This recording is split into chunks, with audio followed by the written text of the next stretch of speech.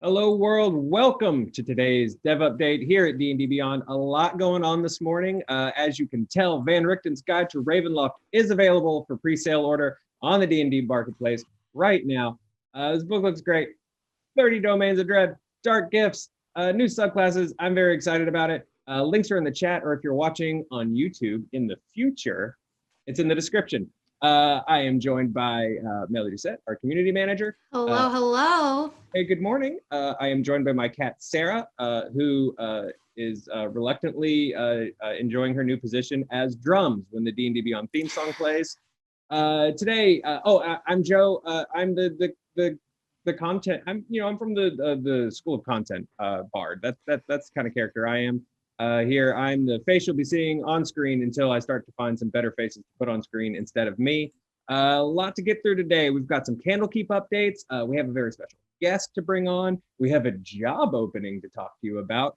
And then our very special guest is going to talk us through some combat tracker updates and some really, really cool insights into the importance of and future of the game log. And I think you guys are really, really going to enjoy getting some insight and some context around that stuff. So let's jump in, shall we? Hit us with that next slide, sir. There we go. So Candlekeep Mysteries pre-order swag is available. Candlekeep goes up on the 16th, I believe, goes live. So you still got time to pre-order. It's going to come with the Researcher's dice set, which I just got to see yesterday. It looks really, really cool. Mr. Yeah, Bach, I think actually those are like rolling in the Stream Heroes right now. Okay, great. So Yeah. Oh, yes, yes, yes, they are. And we've also got a nice little video preview of them. Mr. Bach, would you mind rolling that preview?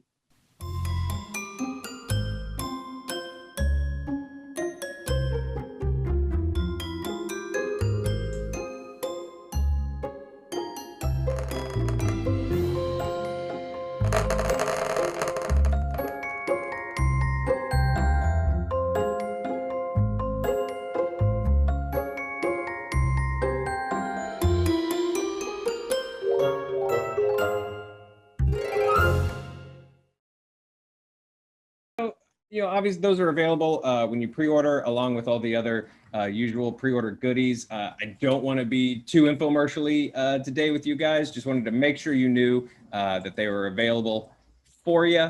That said, we've got a special guest. I just want to go ahead and bring him on. I want to introduce you guys to Andrew Searles. He's our senior product manager at D&D Beyond. Hey, man. Hey, thanks for inviting me to your show. Thank you for being here. Thank you for coming all this way. It was, I had to get up really early. Start the drive early. No, I hear you. So Andrew, tell the world a little bit about yourself, what you do here, how long you've been with D&D Beyond. Yeah, I have been with D&D Beyond for a couple years, 2 years now, going just about 2 years. And Adam brought me on when he started to get overloaded with too much stuff to do, me and another individual, to do more product stuff. So Adam was having too many balls in the fire, and so he hired me to help with the making product decisions about what are we working on and what are we not working on sometimes. Helping us guide us in the way that we should be going. So if we have not yet built your thing that you have suggested, it's probably my fault, and you can get angry at me. Yeah, well, that's my real reason for bringing guests onto the show now. It's pure deflection. Yeah, absolutely. Just shift it onto you. Which Twitter can we send them to? Yes. Yeah. Now they have a face with the name. So Andrew, cool thing about you. Usually you have class outside. When I talk to you, you have class outside. Yeah. That is right. I do live, one interesting fact, I do live in an RV with my family, and we travel around the country. Currently, we are at Tom Bigby State Park in Mississippi, Tupelo, Mississippi. And we are on the road to go to the Grand Canyon and Big Bend, and after that, going to Glacier National Park and Yellowstone, all those things. We're going to all the national parks. So yeah. That is amazing. Honestly, that's absolutely amazing. And Yeah, now I'm pretty jealous. I just like I don't even see the outside that I have near me, so that's goals I want. My apartment has a nice patch of grass that's like pretty good. We I have a one tree I can see from this window. It's a great tree. It is pretty cool, but I would say that anything cool comes with compromise. So in my compromise is that I have to empty my own black tank, and I'll just leave it at that. So you guys can imagine what goes in the black tank. So we will indeed leave it at that. And even though Andrew has given all of you a roadmap to his adventures, if you are frustrated about the lack of your personal favorite feature, please do not try to meet him in a national park. We would appreciate that. That's the dates will remain. That's a real bad movie. Something I wanted to jump into with everybody. We wanted to start sharing this stuff on the show because so many of our incredible team members have come from the community. Brand new superstar Millie Doucette, for example, humble beginnings as a mod in this community, and now look, she's very famous. I'm the most famous. Yeah, I'm the A-list now. I'm in the next Marvel movie, probably. No, absolutely. She is Captain Marvel, and literally someone I rely on implicitly already in my short tenure here. So we wanted to start making sure you guys knew about job opportunities to join the team. Again, it's what we always talk about. It's missionaries, not mercenaries, right? And where better to find those missionaries than from you guys, the people that really love this product and this tool set and this game and this world and this community. So we're looking for a software engineer. Andrew, I'm not going to lie. I'm a professional clown, and I don't know what most of these words mean. I would love if you could give some context for what we're looking for this software engineer. Well, what I would say is that most of those words, if you are qualified for the job, you'll know what they are. You know what they are. But they are definitely a lot of the top end technology for front end development and back end development that we're looking to build this on for the future. So I would also say too, Joe, if I can, it is a call out just like this that actually got me hired and got me moving forward. So if you're thinking like, oh my gosh, I bet there's millions of people that are going to apply for it and I'll never get it. Actually, it was Sam from Critical Role that said, D&D Beyond is looking for a product manager. And I thought, my God, that's me. I love D&D. I've used D&D Beyond all the time. He is talking to me. And so I applied and then I got the job. So this is, if you are sitting there now thinking, nah, that'll never happen. It does, it did. Yeah, I mean, honestly, same with me, not for engineering because I'm an idiot. But you know, we need a creative. We need someone to sort of help drive that. And I was like, that's what I do, and I love this company and this tool set and this game. Like that's so shoot your shot is what we're saying. You have 3 representations right here of what your future could be. Either a professional dummy with a very pushy cat, a superstar like Millie, or you could be touring the national parks right now as an employee of D&D Beyond. So seriously, take those shots. You deserve the chance to do so. Okay, if you think you're not good enough or you think it might not be worth it, you are worth it, and you are good enough, and you should absolutely be swinging that bat. For someone who is not athletic at all, I use a lot of sports analogies. I don't always know if they're correct. I think we should take a really quick question from the chat, which is from Phelan_H. It's actually just about this job, and it's where is this job located? So I believe it's Huntsville, but they're good with remote. That's right. Yeah, nearly our entire engineering team has gone remote because of things that have happened in the last year. For example, I'm remote. I'm not going into the Huntsville office. Yeah, so if you are needing something that is remote, yeah, that does not disqualify you. Also, if you live in Huntsville, it doesn't disqualify you either. So you could live in Huntsville. Yeah. Is it a benefit? We don't know. Huntsville is a very cool town. That's where Space Camp is. I just like making fun of it as a man with Alabama family myself.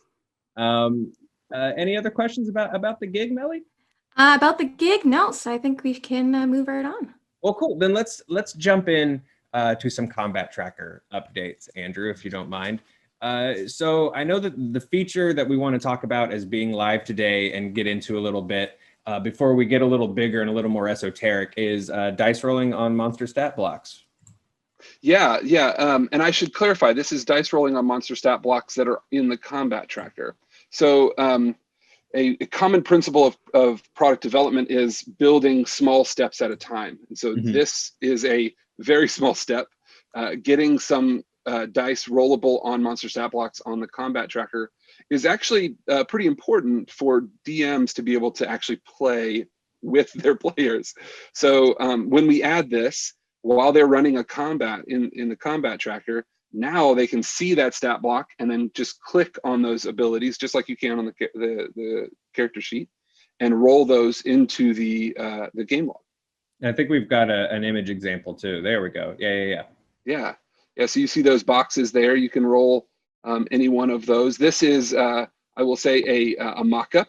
We don't have it currently viewable, so we can demonstrate yet, but this is what it'll look like when it comes out. So you can hit those boxes, it'll roll the dice just like on your character sheet, and yeah. Nice. It's gonna be so handy for all those combats. No, I agree. And just to throw some shade at myself, in setting up this presentation, I listed this as live. It is not, but so that's my fault. Please yell at me. But Andrew, when is this what should we officially call these things? A soonish? Yeah, absolutely. Yeah, if you can see it on this screen, which you are seeing it now, that means it is coming to a completion. So I won't give you a date because we don't give dates, but it's coming. This is not one of those like next year's things. Coming soon, and a small step, but an important one. And I kind of wanted, while I've got you today, to talk, a little bit about some more of those kind of small steps. And William, if you could throw us to the next slide there, because one thing we sort of wanted to do was talk a little bit about the game log. First of all, I know you had a lot of thoughts around the game log, why it's important to us. Then we wanted to get a little crazy and maybe even talk about that. We know the community wish list, but I'd love to get into maybe a little bit of the developer wish list as much as we can without getting in trouble, at least. Don't let this be the dev update where we all get fired. That I cannot have that happen. Please do not. Yeah, we cannot burn this evidence. This is live, so. But let's get into the game log a little bit. The importance, where you kind of see it going. Yeah. Well, we can absolutely say that what is coming next for the game log is going to be some chat-like features. I think that makes all the sense in the world.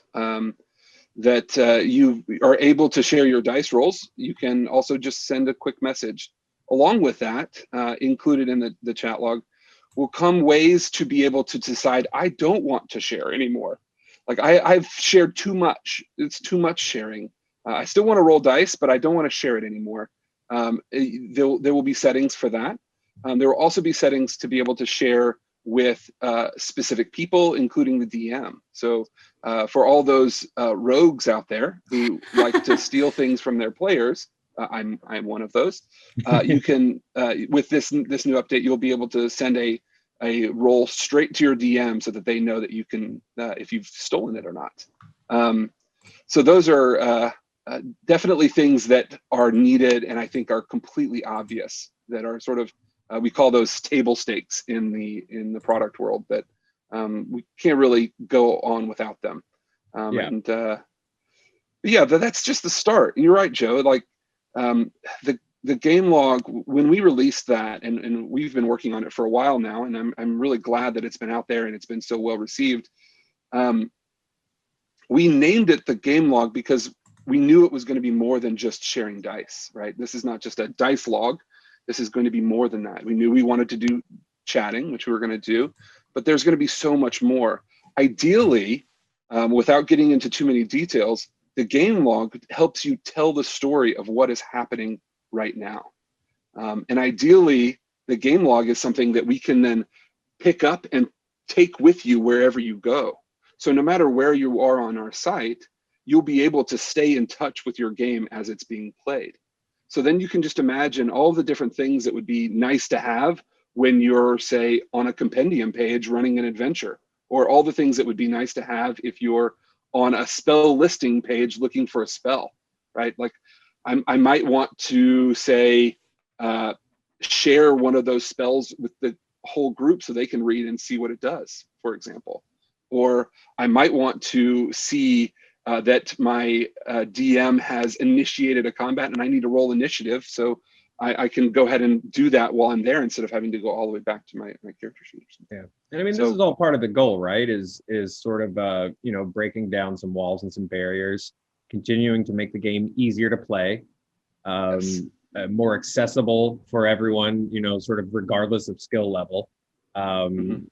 That's something you guys are going to hear me beat to death, is just how important I think it is for everyone to just be able to walk in the door and immediately start telling their stories with their friends. Right. And that's why I really like this stuff. It's just going to be such like a focused tool for helping do that. Like a developed ecosystem where everything you need is right here. Yeah, no, absolutely. And of course, Millie, as we're talking, I know we probably got questions bubbling up, so you can feel free to start dropping some of those into the conversation. Yeah, so we got some game log questions we can hop to. We've got one from Santazar1626.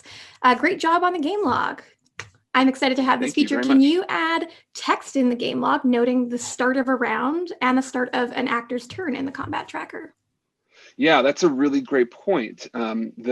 The game log, when I was talking about small bite-sized chunks, the game log is really at this point just sharing dice, but that doesn't mean we can't do more with it, especially when we start connecting the combat tracker and start identifying, okay, when does combat start and when is it somebody else's turn, right? Those would be important things to know when you're, say, on a spell listing page looking for what spells you might want to cast, right? Yeah, absolutely. Those are things that we'd love to get to in the future, and I can absolutely see that is a direction that we would be headed. Again, not like tomorrow, but the game log has a long future of developments that we want to get to. Yeah, absolutely. And we got Reason Wolf. What about dice rolling on monster stat blocks on character sheet extras like wild shapes? Yeah, absolutely. Definitely need those. Definitely need those. I have a lot of characters with a lot of familiars and wild shapes, druids, and they got to be able to roll as well. They do. That is something that we'll be looking at, again, just on the combat tracker to start with, and then we'll start porting that over. It's a theme that we can use in other places. Yeah, and you know, something about you know, these conversations as we have Andrew and other team members kind of come on, you know, the immediate answer might not always be, yeah, we're on it and here's a date. But, you know, I do think it's important for the community to at least know, you know, like folks like Andrew are like, yeah, no, my druid also needs this. You know, it's definitely something that's up there. We're all on the same page. We're all at the same barbecue. Yeah, part of my job is really, so I don't actually write any code, but I work with developers every day and I'm talking with them all the time. Part of my job is to really understand how the game is played and how people play the game, so that way I can communicate to them the importance of the decisions that they're making. And I don't just mean by playing it myself. I play a lot of D&D, by the way, both for work and just because I love D&D. But also I observe games. So we study how people play D&D like a researcher would study how somebody uses their product. And we are pretty rigorous about that and what we identify, how we identify, and we use that to help influence what we build. It's one of the reasons why we pride ourselves on being a very easy to use, intuitive tool. No, absolutely. And yeah, I mean, I can't yell it to the rooftops enough. It's a team of y'all. Like I think, you know, one of the things that I love about working here and working on this team is that it is literally people who are members of the D&D community that were like, how can we like just create something that can help us enjoy the game more, make it easier to play, you know, as opposed to someone from the outside in going, how can we make a few bucks off this D&D thing that's suddenly getting popular again? Millie, any other questions from Yeah. chat right now? I'm We sure we got a ton. Toxic_core. I have a lycanthrope, I believe, lycan blood hunter player in my campaign. However, each time he wants to hybrid form, he has to go to the builder and switch it. Is there any plans of adding a tab on character sheets for stuff like these temporary effects for ease of transition? Ooh. Yeah, that's an interesting question and a very, very specific character that you've created there. I would say one thing, that the Blood Hunter is a non-official class. We strive to make sure that we are supporting as close as we can all official classes, but Blood Hunter is a really fun one that we wanted to add because of our relationship with Critical Role. I say that to say that it is not that we're not going to do something like that, but that it wouldn't necessarily be above, say, other things that we would do to support maybe a cleric or a druid. So what we'll look for a lot of times is ways that we can solve two problems with just one solution.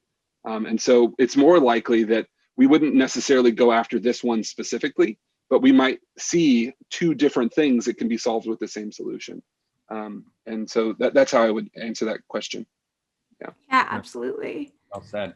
I'd love to, as Millie's sort of gathering some other questions from chat, I'd love to jump into a little bit of dev wish list stuff with you. I full disclosure to the team, Andrew's a preacher, man, and I've been lucky enough to hear Andrew preach a couple times to me about just how much this matters. And like, seriously, I love it. I honestly do. I get excited anytime I talk to you about this stuff. And so, yeah, I'd love to hear, again, don't get me in trouble. But I'd love to hear some thoughts on that. To clarify, not a literal religious preacher, but I do get passionate. I do really get passionate about what we build and why we build it and how we build it. For example, the game log is a great example of that. We focus. There's a lot of things we can focus on, but the game log is a perfect example of, we have one immediate problem of sharing dice. We know we have to do that because it just makes sense. It makes sense to help the game move faster and keep people in communication. But what can we do to push that further? To be honest with you, I've used many VTTs. I've tested them all out. I've used a lot of them because they do help make gameplay easier. When I use those, though, the interesting thing is that the unsung hero of almost every VTT is not the 80% of the screen that is the tactical map, but it is that sidebar over on the side, because that sidebar is what connects everybody together. It is what allows you to start sharing things back and forth. It is really the backbone. And it's unfortunate that it is the unsung hero, because it is what everything is really sort of built off of. Yeah, I mean, that is the virtual version of that communal experience that you're kind of looking for, right? That's right. Yeah, it is what creates this sort of play experience or game space that you might have heard. It is what is essential to being able to play that game. And then as we increase the functionality of that game log, I hope it only makes your play experience better as a result. Yeah, no, well said. It's a lot of small steps that I think are building into something really, really cool down the road. Melly, got another question. ZXDM, I was muted, sorry. Love the combat tracker, and these updates are very welcomed. Any chance of adding / removing monsters mid-combat? Yes, that is definitely something that has annoyed me plenty of times. Among other things about the combat tracker, the combat tracker is still an alpha, and I am keenly aware that it has been an alpha for far too long, far too long. That is something that we definitely want to try to fix sooner rather than later. And I say that because the combat tracker is an essential part to how we play the majority of the game, right? And we need it to be fully functional, especially with features like this. The ability to add monsters and delete monsters in mid-combat makes all the sense in the world. I love that sort of you think the combat is going to go one direction and you have just barely defeated that last monster, only to find out that the mother spider is actually just over the ridge, and you're going to have to continue to do this when you did not have resources to do it, right? Like, that makes all the sense of the world and is some of the most fun boss encounters and stories that you can tell in your story. And then you have the moment where the druid summons 8 creatures to fight for them, and Yes. that's a lot of things in that combat Yes. tracker with very low HP. Yes, No, that's absolutely. The beacons are lit moments are necessary, completely necessary. Millie, I think we've got time for about 2 more questions before we get out of here. 2 more questions. All right. Well, we've got one here from Organized Chaos, spelled very interestingly. Is there plans in the works to incorporate activated abilities and spells to show on the sheet, like Rage or Mage Armor?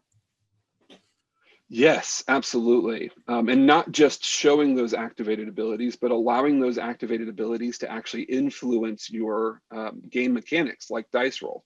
For example, when you rage, it's not just sort of a mad face that you get, but you also get extra strength on your damage rolls. And it is in the works to try to make that happen. Because ultimately the character sheet should be something that does a lot of the back end work for you, so you don't have to remember it. Mm-hmm. So the purpose of something like that being active would be that now the sheet responds in a way that we know this is active, it's going to change these pieces, and you don't have to remember it anymore. Yeah. Another good example of that would be like Bardic Inspiration. I have Bardic Inspiration, but I always forget to use it. And when can I use it? And how do I use it? So, for example, if you rolled something that could, like an ability score, I'm going to do an acrobatic dodge out of the way. I want to be able to add in that Bardic Inspiration into that ability skill check. Yeah, definitely. Well, it takes us from, just a great tool that helps to a great tool that almost interacts with you. It's like D&D Beyond becomes your Venom suit. And in a lot of ways too, just to kind of drive this point home, we strive at one of the things I pride our development on at D&D Beyond is that our tool solves problems while you're playing the game and gets out of the way. So it is like you are playing D&D rather than playing D&D Beyond, right? Our tool should just fade away, and you're just left with the immersion and the engagement into the game that you're playing. That's really well said. Yeah, that's really well and that's said. what I love about D&D Beyond with my groups, is just how it makes it so much easier to play, that we aren't thinking about all of the like little details and mechanics. We are just enjoying ourselves at the table because we've got this tool that is kind of dotting I's and crossing T's for us. Yeah. We'll continue to use that methodology, that thinking. That's how we build our tools. That's and forgive us, forgive us blowing a little sunshine up our own butts, but it's nice to genuinely work somewhere where we're actually really love the thing that we're putting together. Millie, this is our last question, and then I think we got to get out of here. Yeah, newbie_101. Are there any plans for a DM view on the campaign screen to show party AC, HP, skill bonuses, other overview, and state of the ability of the party? There are plans, actually, and this is probably a lot closer than you might think. One of the reasons why the combat tracker, for example, is not something more than just alpha is because these things aren't connected. And I promise you that it is not lost on us the weirdness of the fact that we have a character sheet that's pretty good and a combat tracker that's pretty good, but those two things don't seem to talk together. Those are problems that we've got to solve, and we will be solving them quickly. Those that you've mentioned, AC, hit points, skill bonuses, those are things that can be dynamic and change throughout combat, and it should show throughout the whole system. And that's what we want to try to put in place. You mentioned a screen for a DM on the campaign. Absolutely. One of the things I would mention too, and I know lots of you are probably in chat right now saying like, DM screen, we want a DM screen. I think that the DM screen will be a great addition to our platform at some point in the future. The one thing that I would suggest and think about, the way we are thinking about it, is we don't want to just recreate a physical DM screen, right? We want to utilize the technology that we have to help solve the problems that come from that. So if and when we develop a DM screen in the future, it won't just be this sort of static screen that you keep up to keep your players from seeing what you've got. It will be dynamic and immersive, and it'll allow you to play the game as a DM much better. But that kind of thing takes time and takes thought and study and how people are using it. So. Well, I appreciate you taking some time away from that thought and study to hang out with us a little bit today. I think that's going to do it for today. Millie, Andrew, thank you so much for joining me. Thank you guys so much for being here, and I hope you're sort of enjoying the slight sort of tweaks to format for the dev update. I think it's important, instead of just kind of giving you guys a vague calendar, I want to start really introducing you guys to the team, giving you some insights into the tool set, into the product, and some thoughts towards the future. I hope you guys enjoyed it, and we'll see you next week here on the dev update. Thank you guys for watching.